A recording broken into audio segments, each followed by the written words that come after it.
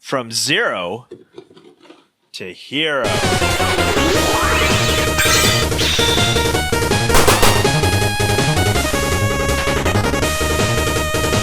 What's up, everyone? Thank you for joining us once again on the Dstar01 channel. I'm your host, Dexter, Arafiles, and today we're not really unboxing. We're actually going to review this thing. We're talking about the Kotobukiya 112 Scale 0 from Mega Man X3. That's right, we are looking at a model kit that I built. And this model kit takes about 1 to 2 hours, depending on how well you want it detailed. We're going to go over paint and detail, articulation and scale, and accessories. And also, during paint and detail, we're going to talk about the build process as well. If you're looking to pick this up, you can get it at www.dstartoys.com, your reliable source for awesome action figures. I think this guy is going to be sold out by the time this video goes out, but we're planning on getting more. Let's talk about the build process. This guy is just like building Mega Man if you've built the Mega Man X by Kotobukiya. He's pretty simple, straightforward. The sprues and everything are really easy to cut and make it look good. Let's talk about the issues with this right off the bat. I'm just going to get with this right now. The main problem with this guy is, as you can see as I'm standing him, he does not stand up very straight. I'm not sure if this is just mine, but I'm pretty sure it's going to be most of these kits. The issue with him is that his boots are way too big. They could have scaled it down just a tad bit more, so therefore he can stand flat without him actually getting into an action pose. So in order for him to stand up straight, you're going to have to like bend his knees a little bit and get him into an action pose, and then also use his hair to balance him like this, something like that. So yeah, let's look close here. This is what I'm talking about. So the feet are, pretty much the boots are just way too big, and therefore you cannot get these to stand up straight because of this issue, as you can see right here. Let's see if we can look what I'm talking about. Look real close. I'm having an issue getting this guy to stand up straight. And that's the main problem with this action figure slash model, is that his design, just because they're trying to go for a super accurate looking Zero, which he does look very much like Zero in all the production photos and whatnot, it's just that those boots way too big. Let's talk about the positives of this paint and detail. Look at this beautiful Zero model slash action figure kit. Very cool. I love what they did here with the chest jewels and the head jewel right there, which is a transparent blue and green. Look at the Z right here, looking really, really nice. Love the red that they used. It's a very nice flame red. In fact, if you were looking to just give him a little bit more paint, let's say you had some, which actually, as you can see right here, this was this seam line right here was really apparent. All I did was just really cement that in, and then I used Mr. Color Shine Red, and that's an exact match. So his red is perfect for that color if you wanted to do a little bit of repainting right there. So that's pretty cool right there.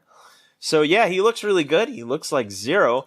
And let's look at the hair. So here's a little bit of an issue I have with the hair. The hair does look really cool, really vibrant, sways in the wind and whatnot. But honestly, I wish this didn't look like this. It looks like it's missing a second piece to give his hair more fullness. But I can see why they didn't do that, so they can make this as light as possible, because if they added another plastic piece to fill that in, I think he would have been a little bit too top heavy. So right now he's really balanced and looking really good. So that's it when it comes to paint detail. Let's see how tall this guy is standing. We're just going to transition right into articulation and scale. This guy is standing at about, let's see here, I'd say 5 3/4, and we got some D-Arts right here. Here is the D-Arts 0. So if you are looking to replace the D-Arts 0 or you can't find it anymore, the model kit is definitely a replacement there. You can't find the D-Arts, or you don't want to spend the high amount of money that these are going for right now. This model kit would fit the bill right there. Obviously, he does stand flat because he's more proportioned than this guy, but also I believe the D-Art 0 is not proportioned because, you know, his boots should be a little bit bigger. So let's move on to other action figures here. Actually, let's go right into Kotobukiya as well. Here's the white armored Mega Man. Now, as you can see here, his feet do go flat, whereas Zero does not. So I was wondering why those designs were so different. It's because Zero's boots are bigger. Now let's go to the one that I don't like, which we will be repainting on twitch.tv/Dstar01, is the hyperchip version of Mega Man, and there he is. That's him standing next to Zero right there. And now we're going to go into action figures. Here is Saiyan Raised on Earth Goku. If you really want to put these two together, there you have it. That is Saiyan Raised on Earth Goku from SH Figure Arts. And of course, if you want a Marvel vs. Capcom, I don't think Gambit and Zero ever fought, but here you go. There's Gambit from Marvel Legends. So it looks like you can put these two together for a Marvel vs. Capcom matchup. So let's talk about articulation. One thing I have to say about articulation here, I know I keep saying things are his feet are problematic. Here's the main issue I have here. So let's look. Let me show you something here. Let me show you something. So here is Mega Man Max Armor. I love the way they designed this foot. They have a peg and it goes right into a socket. No problem, right? That's a beautiful design. No issues here. Don't know why they decided to put the ball and socket on the foot. This is weak. Let me tell you. This will come off super easy.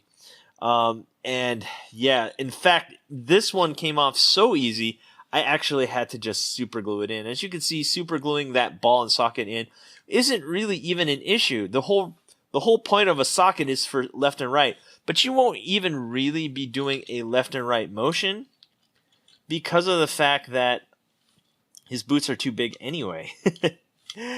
So yeah, man, that's really an issue right there. So yeah, because of the fact that these sides of his boots will get in the way, a left and right motion, as you can even see right here, it's almost impossible. So I don't know why they decided to do a ball joint there when they could have just went with the old design of the peg joint. So anyway, moving on with articulation, we have a single joint right here at the knee. We have that joint right here at the crotch, so we can get some front kicks and side kicks, which is really nice. 2 articulation points at the midsection. Let's see, actually only one. I'm sorry. There's essentially one in the right here on the bottom right here, but this one is more movable at the upper part right here. We have a shoulder joint right here, bicep swivel, bend at the elbow, peg here at the wrist, one at the neck, and ball joint in the neck, and then one here at the hair, looking to be under 20 points of articulation, but he can do anything you want, which is front kicks, side kicks, flying knees, and his special move with his sword, Ryuejin, but don't have the sword on him just yet. So let's see if we can do, before we go into accessories, let's see if we can take a knee. There he is right there. Hair's a little bit in the way. We can have it flow in the wind like so. We can have him do classic Mega Man runs, and yeah, he's really cool. Let's move on to accessories. Let's set up the accessories on the table before we move on. So here we are. Let's look at this right here. We have 1, 2, 3, 4, 5 extra hands. And we have his blaster right here. And we have his beam saber, or Z saber right here, with several different effects, which is something I really appreciate. 2 extra handles, one for the light, which actually I do have. You have to buy this one separately, and we're going to show it in just a bit. I definitely love that effect piece. And let's look at the faces right here, as I was saying. We have an open mouth one, and we have a grinning teeth one. So let's go to the front cam. Let's see what we're dealing with here. Let's do some face swaps. First, let's look at this one. We're looking at a grinning face. In order to do this, I highly recommend you remove the head of Zero. And you have to push the top part of the helmet forward. Requires a little bit of work. And once that comes out, you can remove the face. And let's look at the grinning face right here. And there he is with the grinning face. Let's see if we can get the helmet part on. And that's how he looks like when he's grinning. And let's put this head right here. And that looks really cool. Now let's go for the yelling face.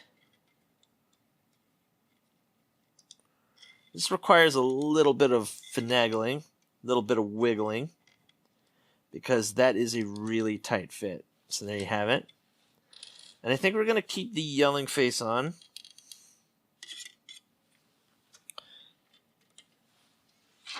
And there he is. That's the yelling face 0. And there you have it.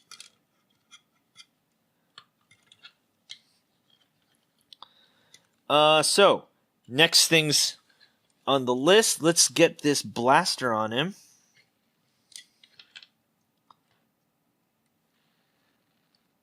And there you have it. There he is with his blaster right there. Ooh, that looks really sharp. Look at that. Very nice. Love that blaster. Let's look at that detail in the green jewel right there. Then we go to the Z-Saber, which is really, really cool. Let's get the proper hand for the Z-Saber right here. Everyone please stand by as I remove that socket.